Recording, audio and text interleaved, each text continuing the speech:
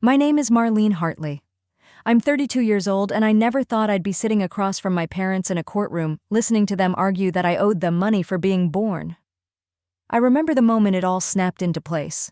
I had just come home from a long day, opened my email, and saw the subject line, "Formal Notice of Legal Action."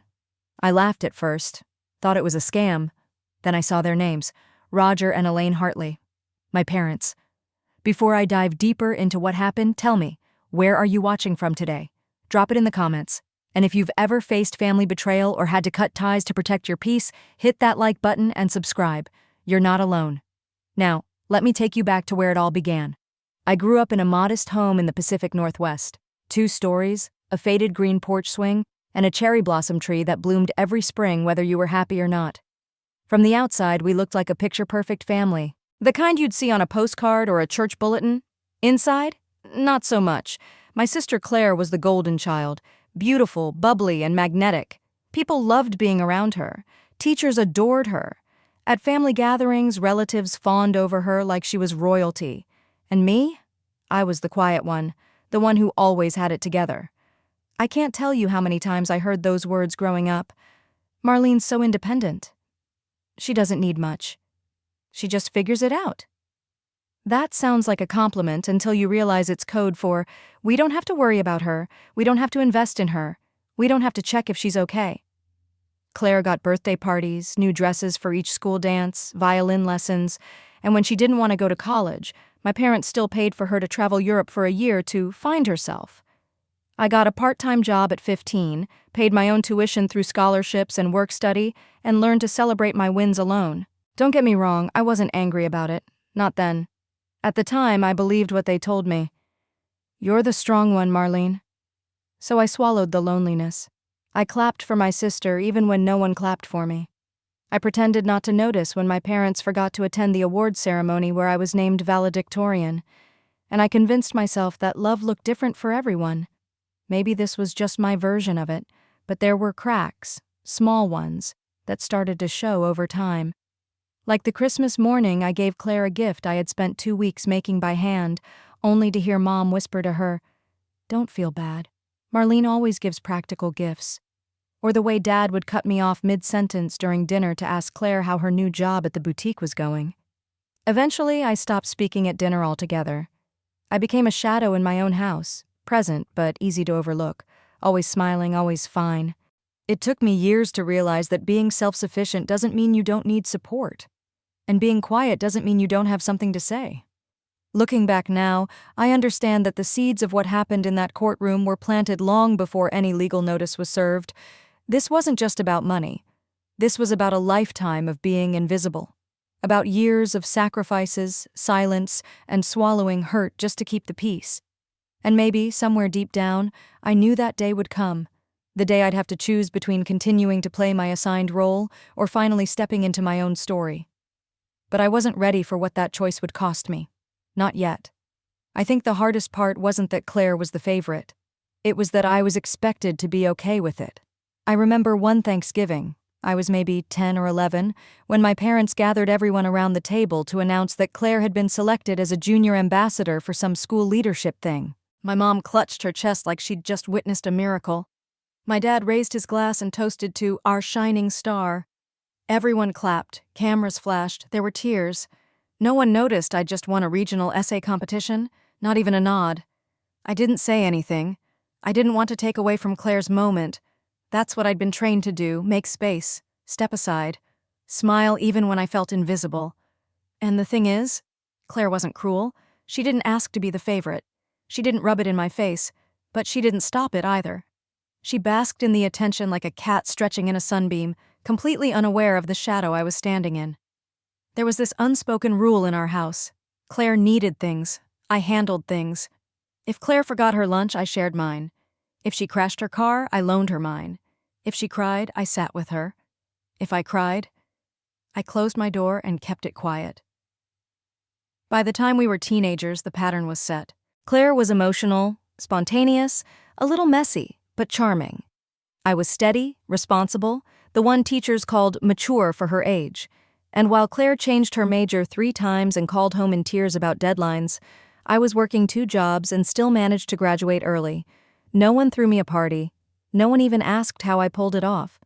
My parents used to joke that I came out of the womb paying bills. Everyone laughed. So did I. But deep down, it hurt in ways I couldn't name. You see, when you grow up being praised for how little you need, you start to believe that needing anything at all makes you a burden. So you stop asking. You stop expecting. You become the kind of person who brings their own cake to their birthday, and eventually you forget what it even feels like to be celebrated. That kind of wound doesn't bleed. It calcifies. It becomes a part of you. I moved out at 19 and never looked back. I told myself I was too busy building my future to worry about the past. But it followed me. In the way I apologized when asking for help. In the way I couldn't accept compliments without deflecting. In the way I overextended myself for others, hoping, quietly, always quietly, that someone might notice. The thing about childhood wounds is that they grow with you. You think you've left them behind, but they're in your suitcase. They're packed in with your degrees and your achievements and your professional smiles. And one day, something small, a comment, a dismissal, an empty seat at an award ceremony, opens that suitcase wide open. And all the years you spent being strong suddenly feel like a trap you built yourself. I didn't become successful because I was fearless. I became successful because I was afraid of being nothing, afraid of being overlooked, afraid that if I stopped proving myself for even a second, I'd disappear completely. So I kept going. I bought my first condo at 27, built a solid investment portfolio, got promoted to senior financial advisor in a male-dominated firm. People said, "Wow, Marlene, you're doing so well." And I smiled and said thank you. But what I really wanted was for someone, anyone, to say, "We see you. We're proud of you. You matter." I didn't know then that I'd have to say it to myself first, that no one was coming. And maybe that was the beginning of the end. Not a courtroom or a lawsuit, but the quiet breaking of hope. By the time I hit 30, I had built a life most people would consider successful. A modern 2-bedroom condo in the city, a career I carved out on my own, and a bank account that didn't make me flinch every time I checked it. I even had a few investments that paid off early. Nothing was handed to me. Every dollar, every client, every promotion, I earned it. Alone. People assumed I came from money. I didn't correct them. It was easier than explaining that my parents had never paid a single cent toward my education or my career. Not because they couldn't, but because they wouldn't. They used to say, "You're smart, Marlene. You'll figure it out." And I did. But not without cost. While other people in their 20s were dating, backpacking through Europe, or stumbling through mistakes with soft places to land, I was working late nights and eating dinner over spreadsheets. I made my peace with it, or so I thought. That peace cracked the day my sister called me in tears. Claire's voice was trembling. She'd just finalized her divorce. Her husband had walked out, leaving her with 2 kids under 5 and no job, no savings, no plan. I could hear the panic in her breath, the edge of desperation. She didn't ask for help outright.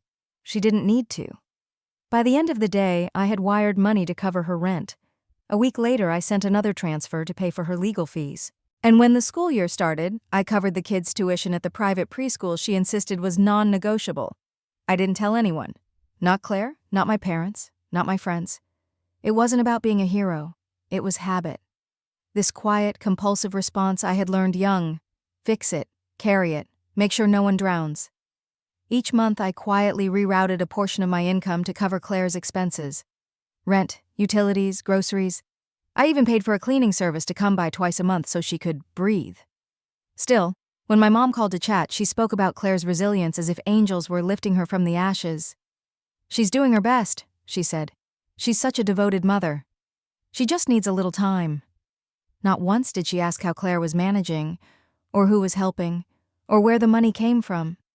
They didn't ask because they assumed. They assumed I would step in. That I always would. And the worst part? They were right.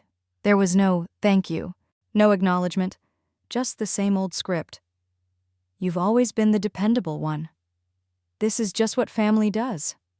I remember standing in line at the grocery store one night, my phone buzzing with a text from Claire asking for an extra $300 because the kids needed winter coats. I looked down at the frozen pizza and generic laundry detergent in my cart and laughed bitterly. I was budgeting my own meals to keep her comfortable, But what could I say? I loved those kids. I didn't want them to suffer. And despite everything, a part of me still believed that maybe, just maybe, all this effort would mean something. That someone would look at me one day and say, "We see what you've done. It mattered." Instead, I became invisible in a more dangerous way. Not overlooked, expected, not forgotten, used. And every time I opened another bill, saw another balance dip, I told myself it was fine, that it was temporary, that eventually someone would say thank you. But no one ever did. And quietly, slowly, something inside me began to shift. Not anger, not yet, but a whisper, a question. What happens when the strong one gets tired? There's something strange about being the dependable one. People start to treat your help like gravity. Always there, always assumed, never questioned. They don't say thank you for gravity. They just stand on it. That was how it felt with Claire. One evening, I got a message from her while I was still at the office. Water heater broke. Can't get the landlord to fix it. Kids can't bathe. No punctuation, no greeting, just a quiet SOS dressed like a to-do list. So I paid for the plumber, again. And that night I sat alone in my kitchen sipping tea that had long gone cold, wondering if she even remembered my birthday. I had stopped keeping score years ago. But lately I realized no one else was even playing the same game. Mom would still call every week with her cheery updates. Claire had taken the kids to the zoo. Claire was considering taking some online classes. Claire was thinking of starting a blog. Every sentence was coated with admiration, like she was watching Claire rise from the ashes of some great injustice. No one talked about the bills. No one mentioned that her rent had been paid every month like clockwork. By me. I started to wonder if she even told them, or if she let them believe she was doing it all on her own. Maybe I wouldn't have cared if I didn't know exactly how hard I was working to hold everything together. I had just landed a high-profile client who demanded weekend meetings and 2 a.m. phone calls. My blood pressure had spiked. I'd started skipping meals, grinding my teeth in my sleep. But I kept showing up. For work. For Claire. For the version of myself I'd been conditioned to be. Then came the conversation that broke me in half. It was a Sunday afternoon. I had driven out to visit my parents, more out of guilt than desire. We were sitting in the backyard, the sun too bright, the lemonade too sweet, when my mother casually said, "You know, Claire is struggling, and she has those 2 little ones. Maybe you could think about letting her and the kids move in with you for a while, just until she gets back on her feet." She said it like she was offering me a casserole. I stared at her, stunned. My apartment barely had enough space for me, let alone 2 toddlers and a sister who hadn't held a full-time job in 5 years. I wanted to scream, "She already lives in my bank account, isn't that enough?" But I didn't scream.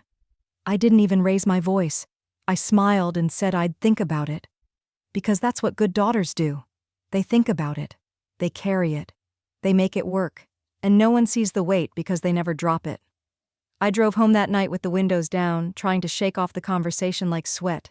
But it stuck. That night, as I paid the water bill for Claire's apartment, yes, that was in my name too, I finally asked myself the question I had avoided for years. If I stopped helping, who would I be to them? Would they still call? Still care? Or was I only valuable so long as I was useful? It wasn't just money. It was identity. I had become the fixer, the safety net, the one who didn't need support, just more capacity. But what happens when the net starts to fray? Because I wasn't just tired. I was starting to feel used, like a resource, not a person. And somewhere deep down I realized, if I didn't redraw the lines, they were going to keep moving them, until I disappeared. There's a moment in every one-sided relationship when the silence becomes louder than the words. For me, it was a Tuesday night. I'd just wrapped up a 3-hour strategy session with a client in Tokyo, my eyes bloodshot, my voice hoarse. I hadn't eaten since breakfast.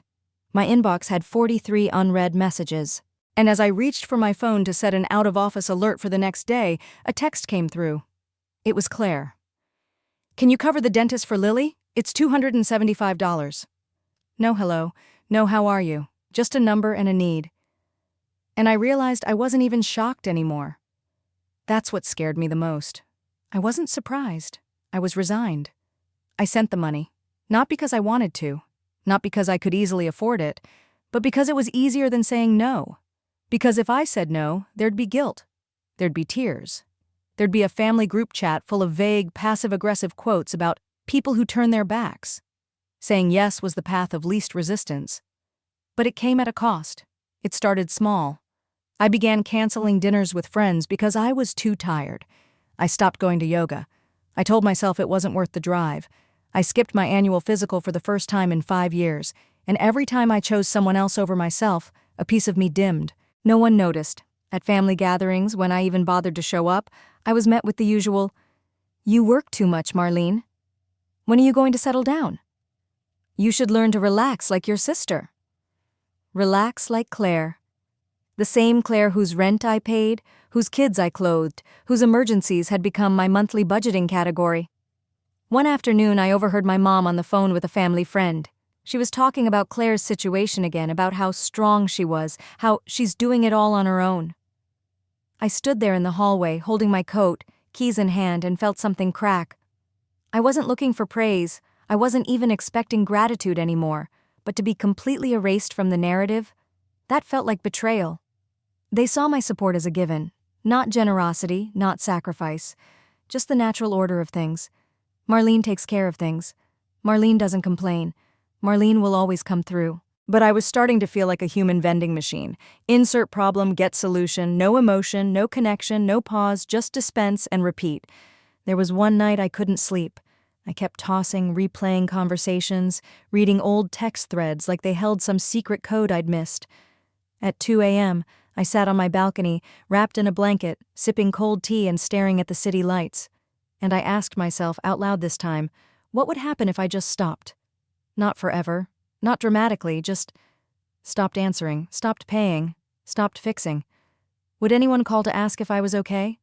Would anyone notice I was gone? Or would they just find someone else to carry the load? I think that was the moment I knew something had to change. Not because I was bitter, not because I wanted revenge, but because I was slowly disappearing inside the life I had built to prove I mattered. I was tired of performing competence, tired of earning love through labor, tired of being the unacknowledged safety net. And deep down, I knew if I didn't make a change, the next collapse wouldn't be financial. It would be me. I didn't wake up one day and decide to cut ties or stop showing up. It was slower than that, a quiet unraveling. It started with skipped invitations.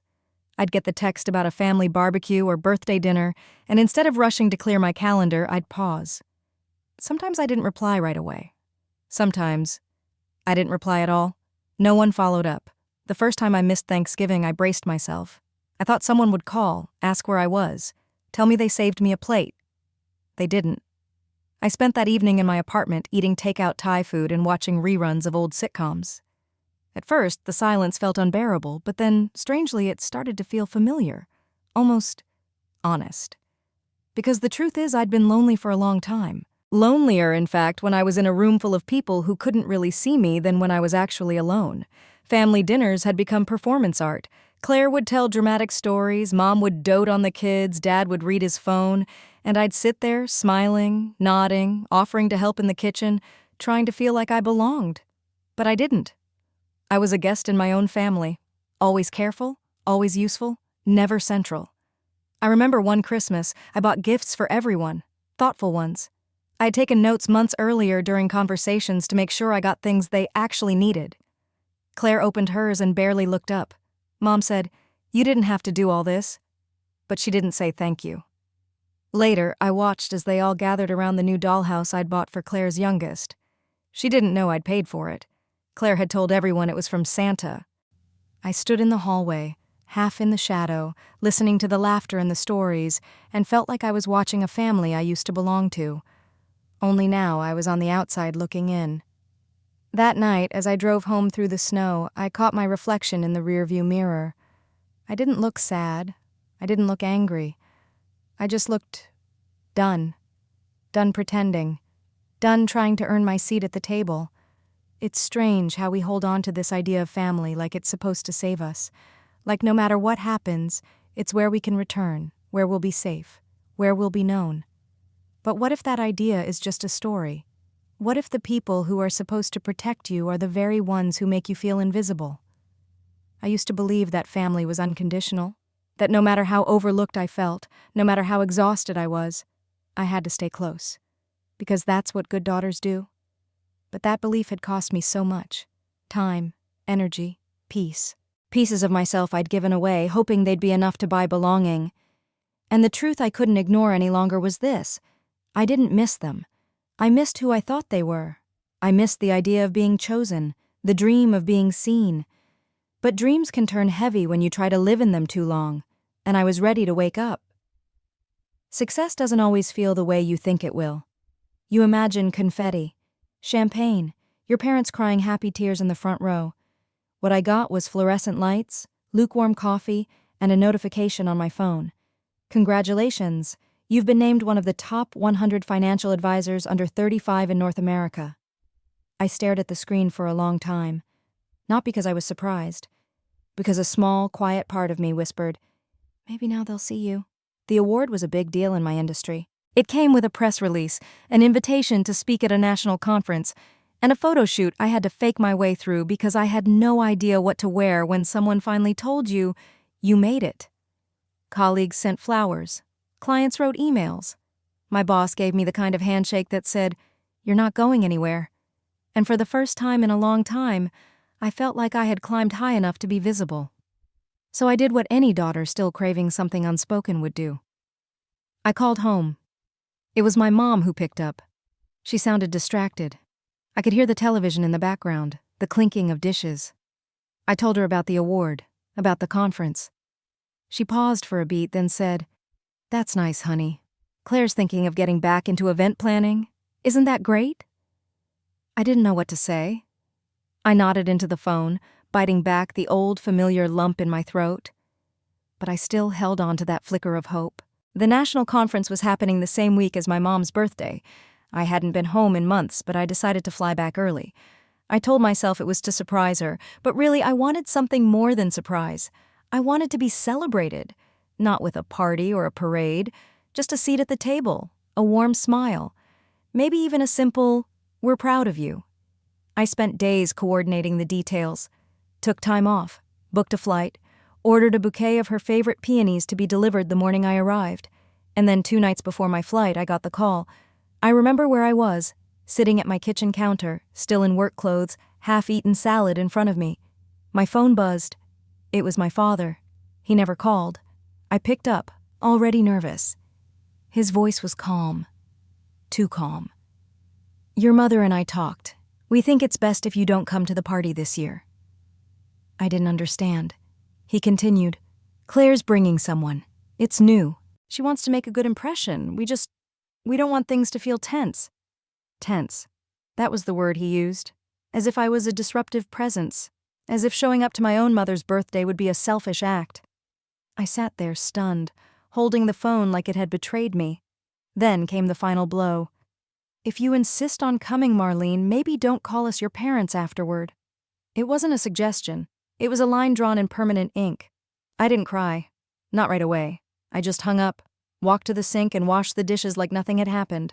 But inside, something shattered. Not loudly, just clean, quiet, final. That call wasn't just a rejection of a visit. It was a rejection of me. Not for anything I'd done, but for who I was, too honest, too direct, too unwilling to play pretend. I had spent years giving, serving, holding everyone together like invisible glue, and now I wasn't even wanted in the room. They had chosen peace over me. Or maybe their version of peace, the kind that requires silence, submission, and small talk over truth. For the first time in my life, I felt completely orphaned. And what made it worse was realizing I hadn't lost them that night. I had lost them a long time ago. I just hadn't been ready to admit it. I didn't sleep that night. I lay in bed staring at the ceiling, the words echoing over and over in my head. If you insist on coming, maybe don't call us your parents afterward. It was like a wound that refused to close. Every time I thought it couldn't hurt more, a new layer peeled back. The rejection wasn't loud. It was surgical, precise, delivered with the calm cruelty of someone who believes they're doing you a favor. I kept replaying every sacrifice I had made, every payment sent, every birthday missed, every moment I bit my tongue for the sake of keeping the peace. And for what? So I could be treated like a guest in a family I never really belonged to? Something shifted in me that night. I don't know if it was rage or clarity, but for the first time in my life I didn't cry over them. I got angry, not the kind of anger that explodes, the kind that simmers. The next morning, I poured myself a cup of coffee, opened my laptop, and logged into my bank accounts. The numbers stared back at me. Month after month of automatic transfers, rent for Claire, school tuition, groceries, phone bills, legal fees, tens of thousands of dollars. I clicked through each transaction like I was reading a diary I didn't remember writing. There was no headline, no warning, just this long, steady trail of quiet self-erasure. And in that moment, I made a decision. I clicked cancel on every recurring payment tied to Claire's household. I paused. Then I deleted the bank information altogether. It felt like jumping off a ledge. But the fall didn't come, just stillness. And in that stillness, something close to freedom. I turned off my phone next, not because I was afraid of the backlash, but because I didn't want to hear the apologies that would only come when their comfort was threatened. Later that week, the texts started. Claire first. Did the rent not go through? Then another. Just checking, Lily's school says the payment is late. And finally, the guilt grenade. Are you okay? I'm worried about you. No, you're not, I thought. You're worried about the money. I didn't respond. Then came my mother's message, short, clipped. We're disappointed in you. This isn't who you are. I stared at that line for a long time, because actually it was exactly who I was now. Someone who was done being used, done being expected to give without limit, without thanks, without boundaries. I used to think saying no would make me a bad person. Now I knew. It was the only way to survive. I didn't owe anyone an explanation. Not anymore. That weekend I did something I hadn't done in years. I took a long walk without my phone. I sat in a park and watched strangers laugh with their children. I bought myself a slice of pie from a diner and ate it slowly without distraction. It was nothing. And yet it felt like everything. I realized how little of my life I had actually been living for myself. How often I had traded my own peace for someone else's comfort. And now that I'd said no once, I couldn't stop. I started blocking numbers, unsubscribing from their drama. I built a firewall where there had only ever been a revolving door. Was I scared? Of course. But beneath that fear was something stronger, a quiet, burning clarity. I didn't have to keep proving I was good. I just had to be whole. And that journey, painful, messy, unglamorous as it was, had finally begun. It had been almost 3 weeks since I stopped the payments. The silence from my family was louder than any words. No frantic voicemails, no middle-of-the-night texts, just stillness. I thought, maybe they're figuring things out on their own now. Maybe they're finally learning how to stand without leaning on me. That hope lasted exactly until the letter arrived. I came home from work on a Tuesday. It had rained that morning, and the envelope in my mailbox was slightly damp, curled at the corners. It was thick, heavy. I didn't recognize the return address. I opened it standing at the kitchen counter, still wearing my blazer, purse slung over my shoulder. At first, I didn't understand what I was looking at. Pages, dozens of them. Legal terminology, case numbers, filing dates. Then my eyes landed on the words, Petition for Reimbursement of Parental Expenses. I had to read it 3 times. My parents, Roger and Elaine Hartley, were suing me for $350,000, citing decades of financial burden and unreciprocated parental investment. They had hired a lawyer. They had itemized my childhood. Food, clothing, school supplies, emotional stress associated with raising a high-needs child. I felt my knees buckle. I sat down slowly, the pages fanned out across the table like broken glass. Somewhere in the distance, I could hear the hum of the fridge, a car passing by, my own heartbeat, loud and slow. They weren't just punishing me. They were erasing any illusion of love. This wasn't about money. This was about control. They had always expected me to fall in line, to stay silent, to serve. When I stopped doing that, they didn't ask why. They retaliated. I thought I had experienced every flavor of betrayal in this family. But this was something darker. I picked up my phone, hesitated, then called the number listed at the bottom of the filing. The attorney answered in a clipped, professional voice. I represent Mr. and Mrs. Hartley, he said. I suggest you retain counsel. That was it. No explanation. No invitation to talk. Just a cold legal wall between us. I hung up and sat there for hours. At some point, I started laughing. It wasn't joyful. It was hollow and strange, because of course they did this. When love is conditional, punishment always follows disobedience. They didn't see me as a daughter. They saw me as an investment that had stopped paying dividends. And now, they wanted to cash out. Later that night, I poured myself a glass of wine and opened my laptop. I started searching for lawyers, not because I wanted a fight, but because I finally understood this wasn't about reconciliation. It was about protection. They had made their choice. Now I had to make mine. The next morning, I called a firm that specialized in family disputes. I met with a woman named Sarah, calm, direct, no nonsense.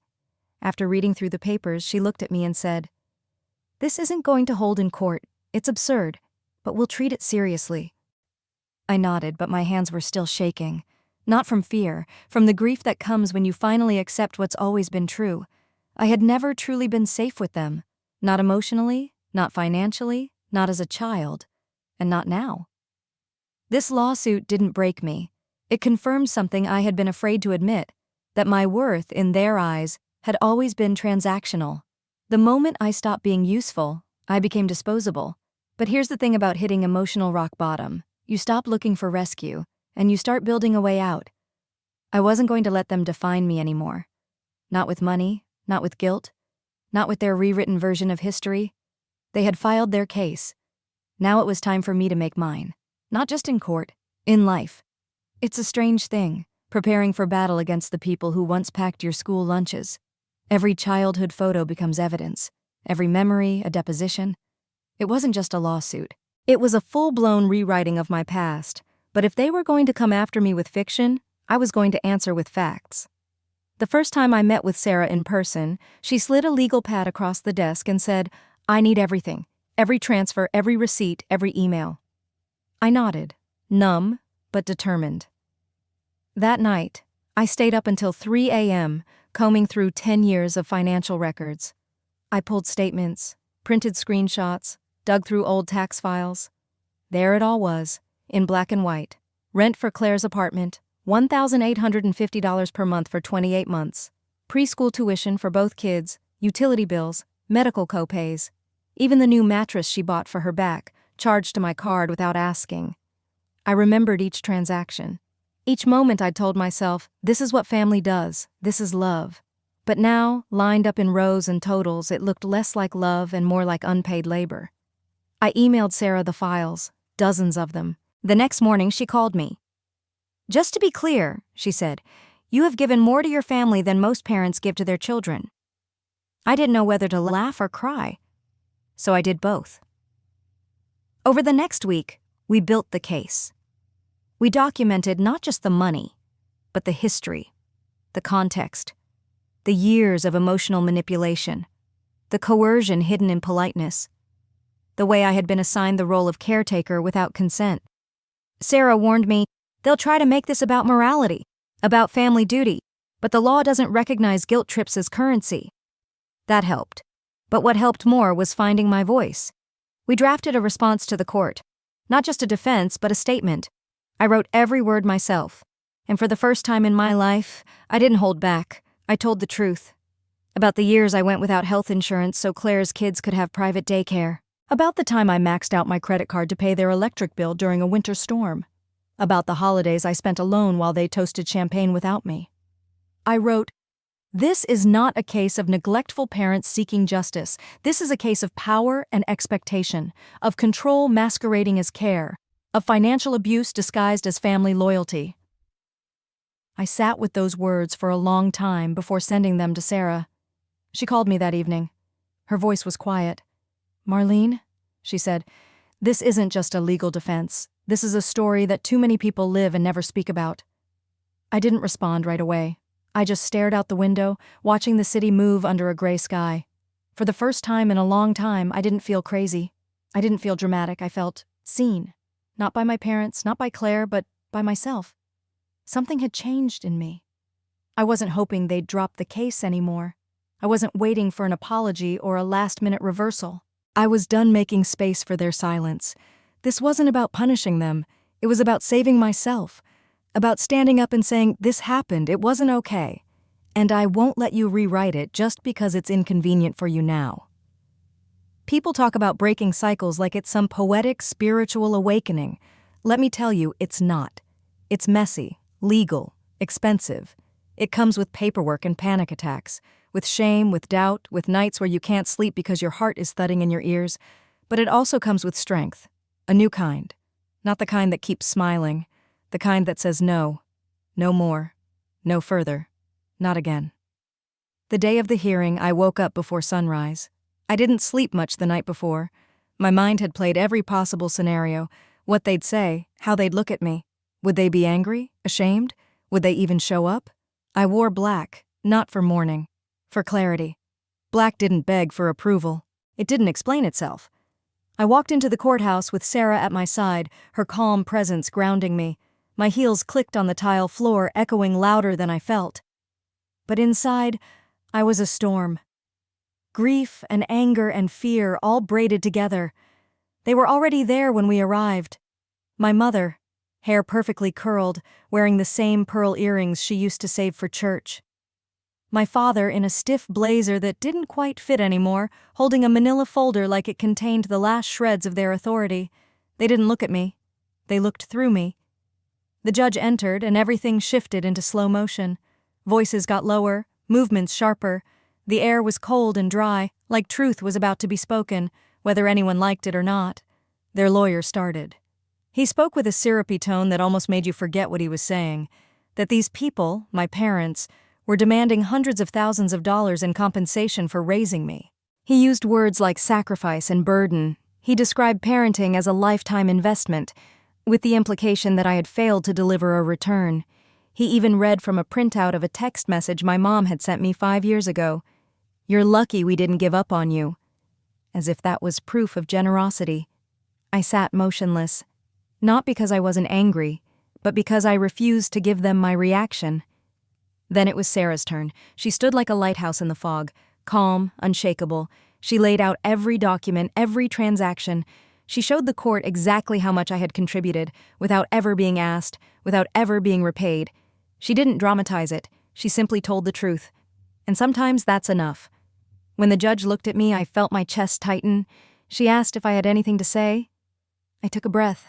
And for the first time in my life, I didn't speak as the daughter trying to be good. I spoke as the woman who had finally found her voice. "I don't owe anyone for being born," I said. The room was quiet. I could feel my mother's stare burning into me, but I didn't flinch. I've supported this family in ways that were never acknowledged, let alone appreciated. Not out of duty, not out of guilt, but out of love. I paused. And love is not a transaction. It doesn't come with invoices or interest rates. You don't raise a child and keep receipts in case they stop doing what you want. My voice didn't crack, not even once. I sat down and Sarah squeezed my hand. The judge didn't issue a ruling that day. These things take time. But I already knew the verdict that mattered most. This wasn't about winning the case. This was about reclaiming my story. I had finally stopped asking for permission to matter, stopped waiting for someone to say, "You're enough." The silence from my parents as we walked past them out of that courtroom was colder than any words they could have spoken. But I didn't feel small. I felt clean, like someone who had just walked through fire and realized she didn't burn. Maybe this is what freedom feels like. Not loud, not victorious, just honest. And that's where the healing begins. Courtroom lighting is unforgiving. Everything looks sharper, colder. Truth doesn't hide in shadows there. It sits under fluorescent lights and gets passed between attorneys like evidence in a crime scene. The trial began on a rainy Thursday. I remember sitting at the defendant's table, spine straight, palms pressed to my knees. Sarah sat beside me, calm as always. Her confidence gave me something to lean on. My parents sat across the room. They didn't glance at me, not even once. Their lawyer opened with a speech that sounded rehearsed, polished, and hollow. He used words like decades of support, emotional toll, and parental obligation repaid. He painted a picture of two loving parents whose only mistake was expecting a little gratitude in return. I watched the jury, mostly middle-aged, some older, a few nodding slightly as if they'd heard this kind of story before. That worried me, because when you've been raised to believe family is everything, it's hard to admit when your family is the thing hurting you. Then it was our turn. Sarah stood with a quiet strength that silenced the room. She didn't raise her voice. She didn't appeal to pity. She laid down the facts, Bank records, proof of transfers, email chains, a detailed timeline of financial support that stretched over 7 years, unconditional, undocumented, and unpaid. She spoke clearly. Marlene Hartley gave more to her family than many parents give their own children, without contracts, without complaint. She paused. And now she is being sued. Not because she failed them, but because she finally said no. The room was still. Then came witness testimonies. A former neighbor who remembered Marlene dropping off groceries at Claire's apartment during a snowstorm. A coworker who had once seen her wire money during a lunch break, tears in her eyes. Even Claire's ex-husband submitted a statement, quietly confirming that Marlene held that family together more than anyone realized. None of it was dramatic, but it was real, and slowly I could feel the tide turning. This wasn't just about money anymore. It was about the weight women carry behind the scenes, the cost of being dependable, the invisible debt of being the strong one. I looked over at my parents. My mother sat frozen. My father shifted uncomfortably, his jaw tight. I wondered what they were thinking. Did they still believe they were right? That I owed them for the food they put on the table when I was 5? Or were they starting to see what this really was? A reckoning. Not just in court, but in history. They were losing control of the story they had always told about us, and for the first time the truth was getting air. The second day of trial, their tone changed. Gone was the legal polish. Instead, their lawyer leaned into something deeper, something more dangerous: morality. He stood before the court and said, "No matter what financial disputes exist, we must remember, this is a daughter, these are her parents, and there is a basic human truth: children owe their parents." He let the sentence sit there like a verdict. Several jurors nodded. He went on, voice slow and deliberate. They fed her, clothed her, guided her, for decades. All they ask for is respect, a sense of duty, not out of greed but tradition, out of love. He even quoted scripture. I felt my stomach twist, not because he was wrong about duty, but because he was manipulating it. My mother took the stand. She looked smaller than usual, wrapped in a pale blue cardigan I hadn't seen in years. The one she used to wear when she made cookies on Christmas Eve. She held a tissue even before the questions started. Her voice was soft, practiced. We weren't perfect, no parents are, but we did everything we could. We gave her a roof, we gave her love, and when we needed her, she shut the door. She looked at me then, eyes full of rehearsed hurt. She changed when she started making money. She became cold, distant, like we were beneath her. She dabbed her eyes. She forgot who held her when she was sick, who stayed up with her during finals, who worked weekends so she could go to summer camp. Every word carefully chosen, every moment of my childhood served back to me like a receipt. They weren't here to prove a legal case anymore. They were here to shame me, to paint me as the ungrateful daughter, the success story who left the village and burned the bridge behind her. I could feel the tension in the room. The jurors were listening. The judge was listening. And for a moment I questioned everything. Maybe I had been too harsh. Maybe walking away had hurt more than I realized. But then I looked at her again, and I remembered the calls that went unanswered, the birthdays missed, the nights I cried alone in college because no one picked up the phone. I remembered paying rent while she vacationed in Florida with Claire. I remembered being left out of Christmas dinner because my presence might make Claire uncomfortable. Love doesn't keep score, but it also doesn't gaslight. And this was a performance. A masterclass in emotional debt collection. They wanted the jury to forget the facts, to ignore the years of support, to punish me not for what I did, but for who I refused to keep being. Obedient, silent, available. But I wasn't her anymore. This courtroom wasn't just about law. It was about rewriting a story I never got to tell. And no matter how many tears she shed, I was ready to finish it my way. When Sarah stood up, the courtroom felt like it shifted. Not loudly, not dramatically, but like the weight of the story was being placed gently, finally, on the right side of the scale. She walked slowly toward the jury box, hands clasped behind her back. No one is disputing that raising a child costs time, energy, and yes, money, she began. But parenting is not a business contract. It is not an investment to be cashed out when a child reaches adulthood. The room went still. The judge leaned forward. Even my mother's steady, practiced tears seemed to pause. Sarah continued. This case isn't about betrayal. It's about boundaries. About what happens when a daughter, after years of support, after years of silence, finally says, enough.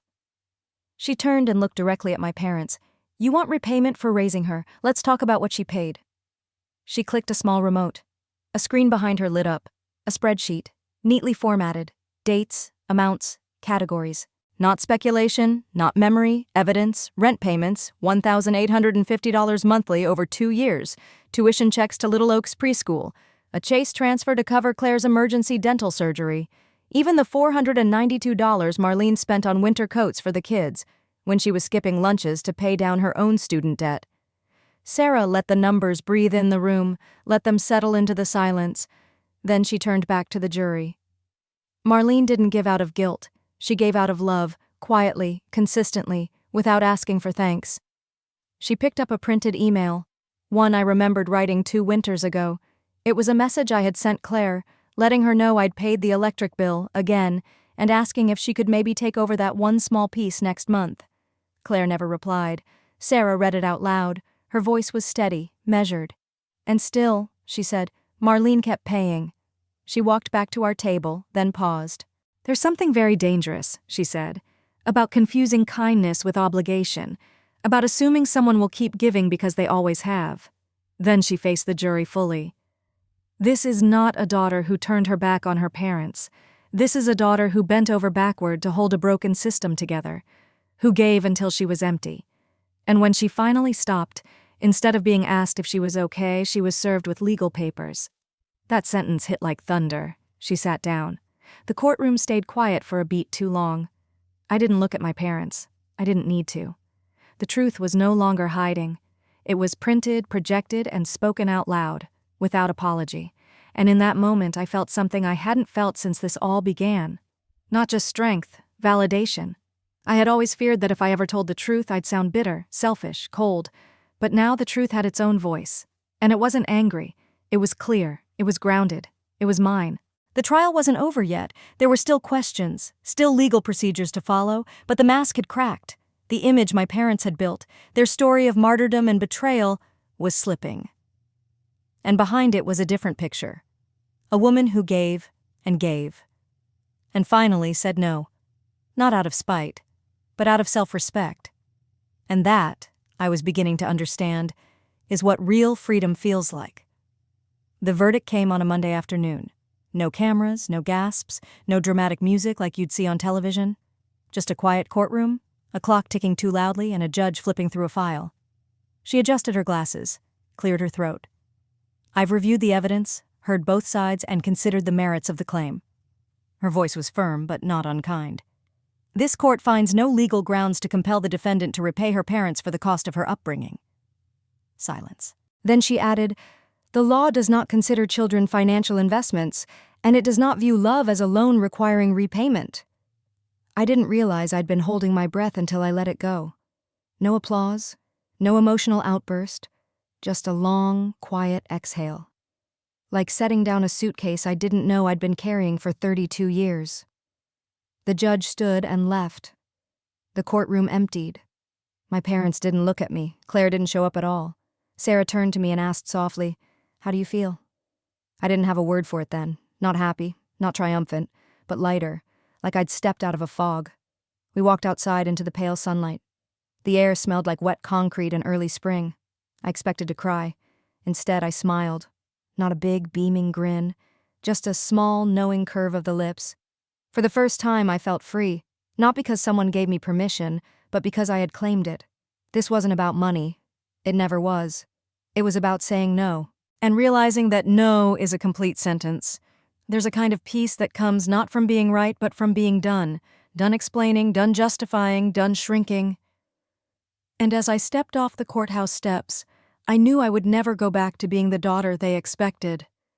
I had outgrown their version of me, and now I was finally ready to become my own. I thought the verdict would be the end. It wasn't. 1 week after the case was dismissed, I got a letter in the mail. No return address. Just my name written in my mother's careful, looping script. Inside, 3 handwritten pages. Not an apology, not a note of reflection. A list of everything I would be expected to do now that the legal process was behind us. At the top, "Since the family home will be too much for us to manage soon, we're hoping you can help us sell it. and maybe set aside some of your earnings to secure a place for Claire and the kids." I read it twice. Then I laughed. It wasn't sharp or bitter, just quiet disbelief. The kind of laugh you let out when the absurdity is so complete there's nothing else to do. A few days later came the email. Same tone, different messenger. This time it was my father. He called the trial an unfortunate misunderstanding, as if it had been a canceled dinner plan. He went on to suggest that now, since we're all on the same page again, maybe I could begin thinking about setting up a shared family fund, just until Claire gets her feet under her.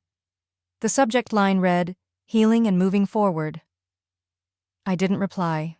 They weren't asking, they were assuming. Because in their minds, the dismissal of the lawsuit wasn't the end of a boundary, it was the beginning of a reset, a chance to try the same tactics, just with different language. This time it wasn't demands, it was hopes, expectations, shared responsibilities.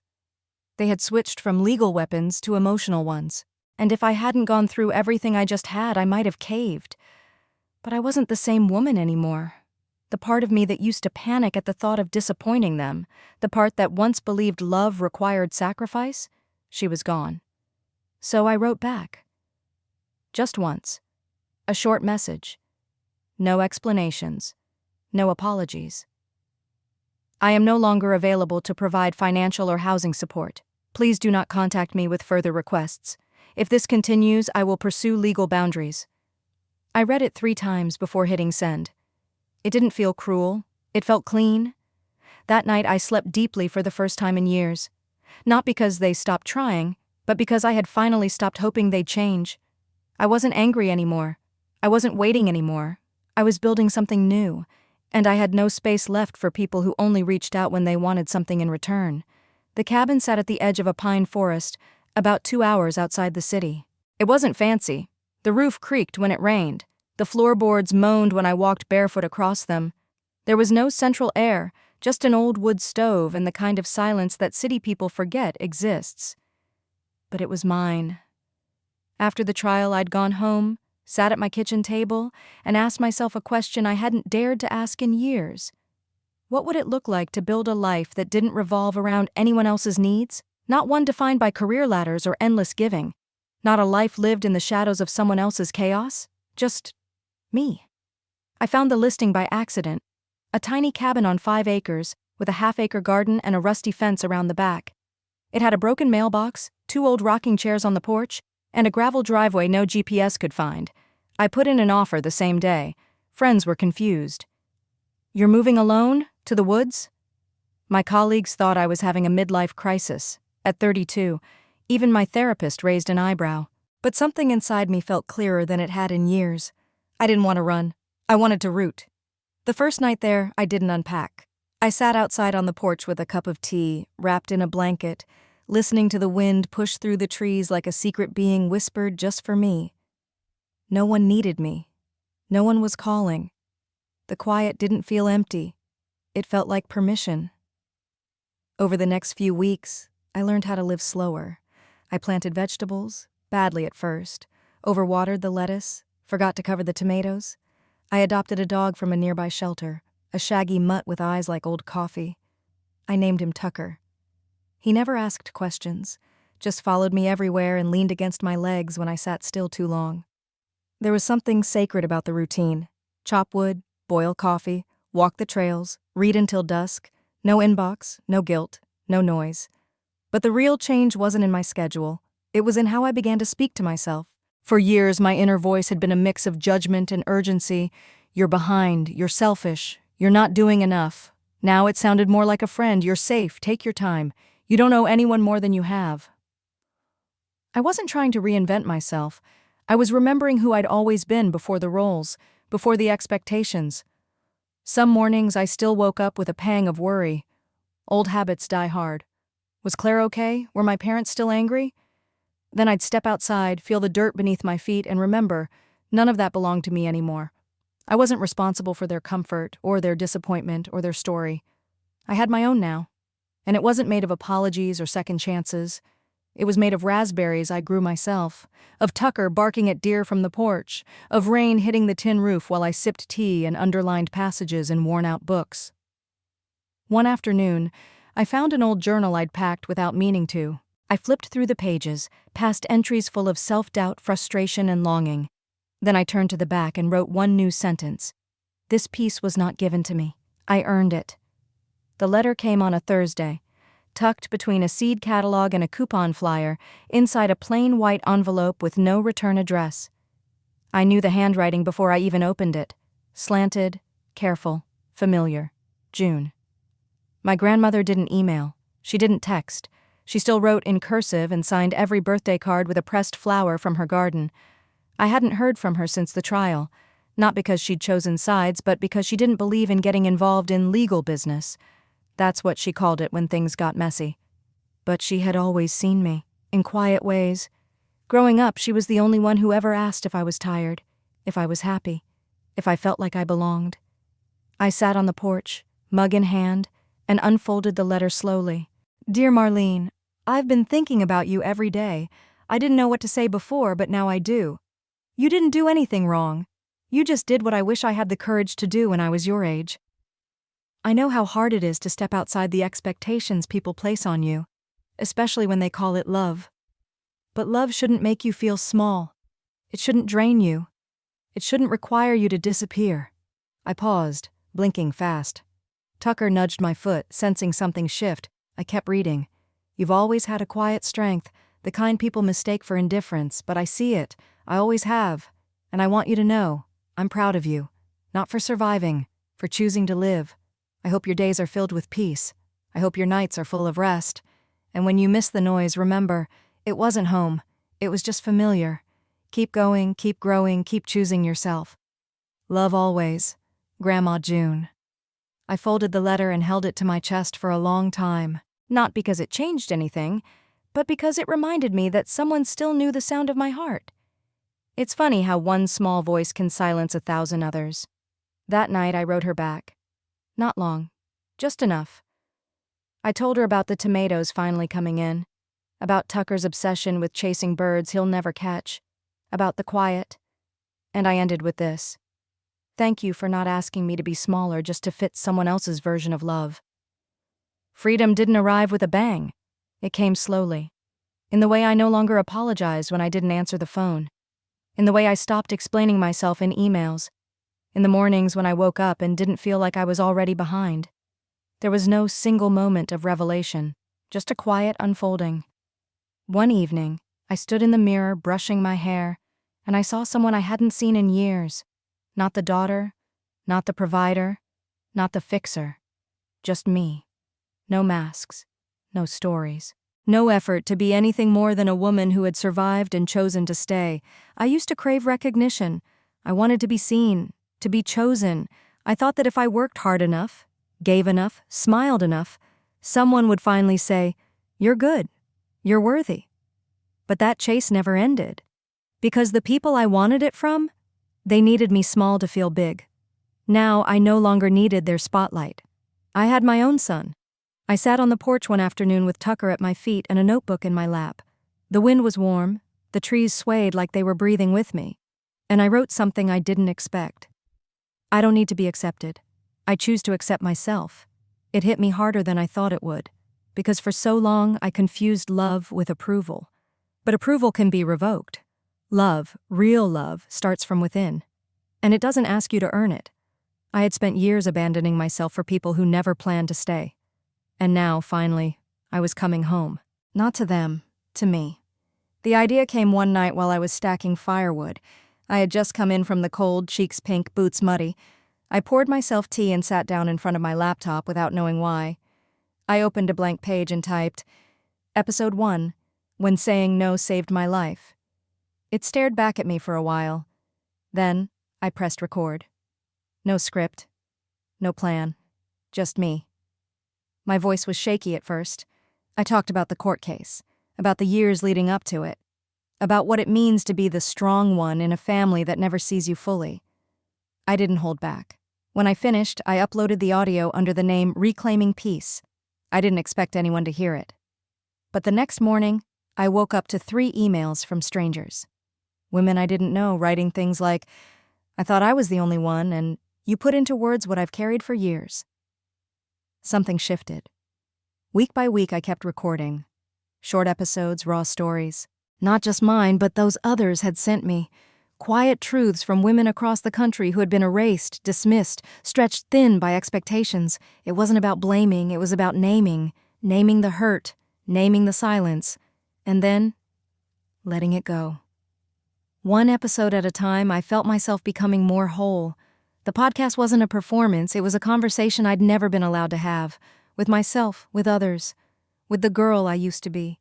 And for the first time, I wasn't just healing in private. I was building something from the wreckage.